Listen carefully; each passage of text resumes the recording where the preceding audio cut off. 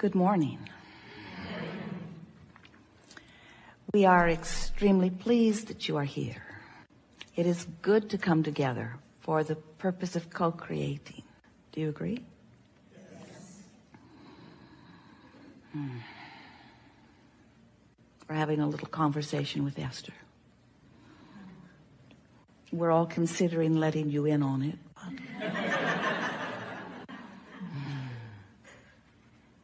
You are knowing what you are wanting. You are enjoying the expansion of your desire. You like the way contrast helps you to focus.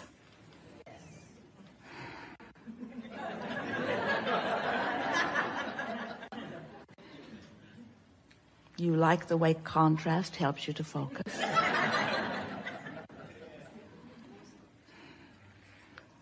You like the way contrast helps you to focus. You like the... We're sort of caught in an endless loop here, but then so are you. It's sort of that way, isn't it? Where contrast helps you to focus, yes? Whether you like it or not, it does. And sometimes it causes you to focus clearly into a new awareness of what is wanted while you're standing smack dab in the middle of the very opposite of what you want. Isn't that a tricky thing? To have life help you know clearly what you want while it's pointing right at what you clearly know you do not want. And then some smart aleck, non-physical, rentless, jobless consciousness says to you, the contrast is a good thing because it does cause you to focus your desire into being. And sometimes you say to us, through your thoughts, through your words, through your behavior, that even though your desire is focused into a sharp, clear new place, it doesn't feel so good to you until all of you is focused in the direction of that. It doesn't feel so good until all of you is focused in the direction of that. And we want to help you to understand that the only reason anything doesn't feel good to you is because part of you is focused in one direction while another part of you is focused in another. In other words, it's only ever split energy that causes you to feel discord or discomfort. And so you might ask yourself, we certainly want you to ask yourself, well, what's causing the split? In other words, if I don't feel good, and I accept Abraham's premise that that must mean that there is split energy, then what's going on in this focus? What does that mean? What am I focused on? What am I, in my physical body, focused upon that is preventing me from really feeling good? When I really feel bad, what's that about? And we want you to remember, and if you can remember this, then everything will become very easy and clear for you forevermore. Negative emotion always means that the larger part of you is focused upon what you do want while you are focused upon its absence. It is just that simple. Do you understand that you are eternal beings? These are sort of frivolous words that are offered by our human friends. Oh yeah, we're eternal, you say. But do you really get what that means?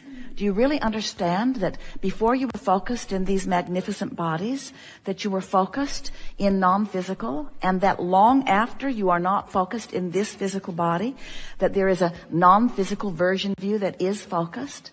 There is a focused version of you who knows your value and knows your well-being and knows what you want and is focused upon it. And whenever you feel less than good, less than really, really good, less than spectacularly good, it always means the same thing. You're focused in opposition to that which the larger part of you is focused upon. So, as we've been visiting with you over a number of years, we've been talking to you about how you are the creator of your own reality. And some of you like the sound of that, especially when things are going well. But when things are not going so well, you would clearly like to let someone else have the blame for creating your own reality. Seems like one of those misbehaving people should take more credit for what's going on in your experience.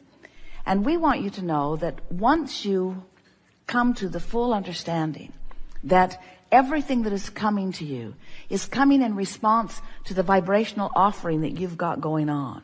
We've been talking to you for a long time about your point of attraction and how the thoughts you think cause you to emit a vibration, and that vibration is then matched by law of attraction, and things that match it come back to you. So it's not just acquaintances or rendezvous with other people. It's rendezvous with circumstances and events. It's rendezvous, timing and rendezvous with all kinds of things. It's even the rendezvous of your own thought, the rendezvous of your own memory, the rendezvous of your own expectation. You have a vibrational basis of attraction going on all the time, which you can change at the drop of a hat. You can change it on a whim. You can change it with small intent or large intent. You have control over what your point of attraction is because you have control over what you focus upon. But you've got to know that you have that control. And we know that for many of you, it means you have to know that there's a reason to go to the trouble of it. We play with you because we know that when you get hold of your vibrational output, then you've got control of everything that comes into your experience. And we know that getting control of your vibrational output simply means training yourself bit by bit to thoughts that feel better and better until that's your habit, that's your vibrational habit, until what comes to you comes in response to that better feeling thought and that better feeling thought, until you have this train of better feeling thoughts, until you have this habit of better feeling thoughts. A belief is only a thought you keep thinking, yes? And so you have habits of thought. But for most humans, your habit of thought follows what you are observing.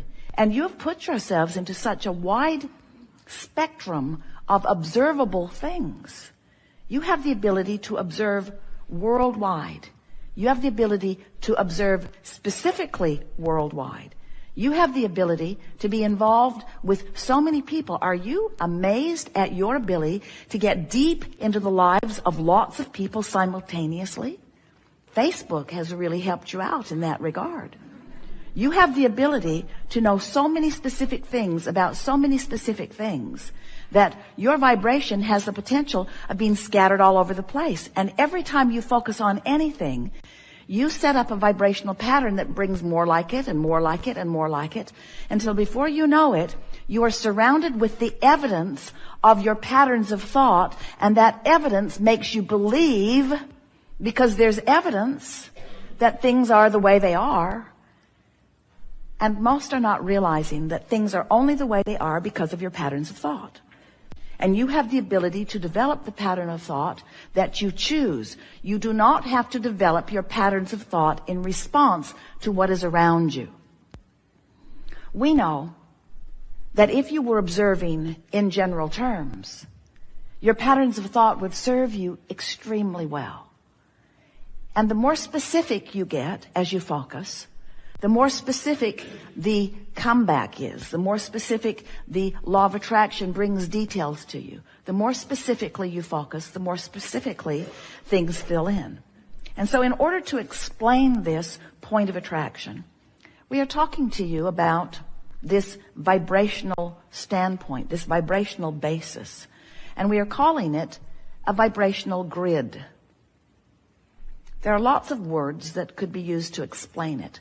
But the point that we really want to establish, the point that we really want you to focus upon, is that you are vibration more than you are anything else. And it is your vibrational offering that causes everything that comes into focus to be. So everything about your body, everything about your acquaintances, everything about the way you move through life, everything about the way everything touches you is about your vibrational offering, over which you have complete control, but usually don't exercise it all that well. Most people are offering most of their vibration in response to what they are observing, and they are not all that particular about what they are observing. So for most, it sort of goes like this. You see something, you have an emotional response to it. That emotional response brings more like it, which you have another emotional response to, which brings more like it, which you have another emotional response to. And these emotional responses are only indicators of vibrational standpoint, vibrational stance. So when you decide that you want to exercise more control over your vibrational standpoint, if we were standing in your physical shoes, the way we would go about it is we would decide that we would approach it from an emotional basis rather than from a thought basis. So as we began here today, we said to you, do you like the way contrast causes you to focus? Now we want to say to you, do you like the way you are able to feel within the contrast that surrounds you? That's a much more productive way of putting it to you. Do you like the way you are able to feel living in the contrast that surrounds you? And if the answer to that is yes, then that means you're focused in a way that you're not contradicting the vibration of who you really are. So you're in alignment much of the time with who you are. So you're tuned in, tapped in, turned on, and your point of attraction is wonderful because you have the leverage of source energy, you have the leverage of all that you call good right there offering a vibration with you. And when you are in that vibrational patterning, only good things can come to you. Did we get your attention at all about that? Do you know that you can control your point of attraction? Do you know that you can control the way you feel? Well, if you know that, then you know everything. And so you know everything. That's all there is to know. Once you know that, you've got it figured out. Then the rest of it is just exercising the knowledge that you know until you're really sort of good at it. Till you're just sort of kind of good at it. You don't have to be really good at it. You just have to be sort of kind of good at it. Because if you're sort of kind of good at it, then sort of kind of good things keep coming to you. And the more things come that you appreciate, and the more you do appreciate, the more you focus upon those things that you appreciate, then the more you practice that vibrational patterning. So when we talk about your point of attraction, we're talking about all of the things you draw to yourself. Yes. But we're talking about much more than the cars you bring or the money you bring or the physical friends you bring. We're talking about your bringing to yourself, better said, your allowing of yourself, better said, your blending with yourself. You're allowing the blending of who you really are to be present and focused in this time-space reality, in this precise moment in time. You know what are the things you like to do? Do you like to go to concerts where music moves you? Do you like to put your headphones on and just walk and listen? Do you like to go to comedy clubs, or do you like to walk through gardens? Do you like to be with children? What are the things that ring your bells the most?